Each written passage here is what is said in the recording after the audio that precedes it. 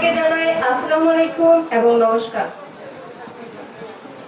আজকে আমরা যারা 2024 সালে এসএসসি পরীক্ষা দিয়েছি এবং আমাদের বড় ভাই বোনেরা সবাইকে মিলে একটি পুনর্মিলন অনুষ্ঠানের আয়োজন করা হয়েছে এবং সবাইকে এখানে আসার জন্য ধন্যবাদ জানাই। আপনাদের সাথে আবারও আমাদের দেখা হলো, সাক্ষাৎ হলো এবং আপনারা যারা এখান থেকে পড়ালেখা করেছেন, পড়ালেখা করার পরে আপনাদের যে শিক্ষক এবং আপনাদের সহপাঠীদের সাথে আবারও যে দেখা হলো তার জন্য সবাইকে আবার ধন্যবাদ জানাই।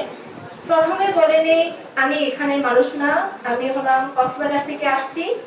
কক্সবাজার থেকে এখানে আসার মূল কারণ হলো আমার বাবার এখানে ওমেরা কোম্পানিতে চাকরি করতেছে, যার কারণে আমরা এখানে আসতেছি এবং এখানে এসে আমার ভাই পড়ালেখা করছে।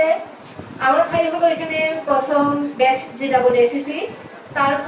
তারপরে যখন আমি এখানে পড়ালেখা করতেছি, পড়ালেখা করার পরে এখানে এসে আমি 2024 সালে জিপিএ 5 পেয়ে উত্তীর্ণ হয়েছি। আমার মনে হয় না আমার মতো, আমার মা বাবার মতো কেউ এখানে এতটা কষ্ট করছে। হ্যাঁ, কষ্ট সবাই করছে, কিন্তু আমি বলবো আমার মা সব থেকে বেশি কষ্ট করছে। আমি যে আজ এখানে এসে দাঁড়িয়ে আপনাদের সবার সামনে আমার বক্তব্য পেশ করতে পারতেছি, সেটা একমাত্র আমার মার জন্য। কেন বলতেছি? কারণ আমি যখন স্কুলে পড়তেছি, যখন স্কুল থেকে বাসায় থেকে স্কুলে আসি, স্কুল থেকে বাসায় যাই, তখন আমার সাথে আমার মাও আসে। মা এসে আমাকে এমনকি টিফিন টাইমে এসে আমাকে খাওয়ার পর্যন্ত দিয়ে গেছে। মার ব্যাপারে আর কি বা বলবো, আমার শিক্ষক বিন্দু তো সবাই জানেন এবং দেখছেন।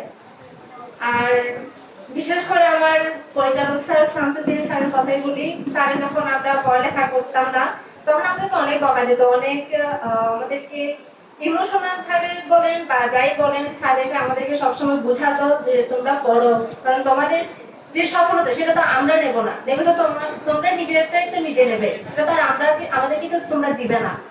তো আমি আবারও আমার প্রাণপ্রিয় শিক্ষকবৃন্দ সকলকে ধন্যবাদ জানাই এবং ধন্যবাদ জানাই আমার মুজিব স্যারকে। আমরা যখন কেমিস্ট্রি, ফিজিক্স এগুলো কিছু বুঝতাম না, তখন স্যার আমাদেরকে অনেক ভালোভাবে বুঝিয়ে দিয়েছে। আমি সবসময় স্যারকে বলতাম, স্যার এটা বুঝি নাই, স্যার আমাকে আবার বুঝাই দিতেন।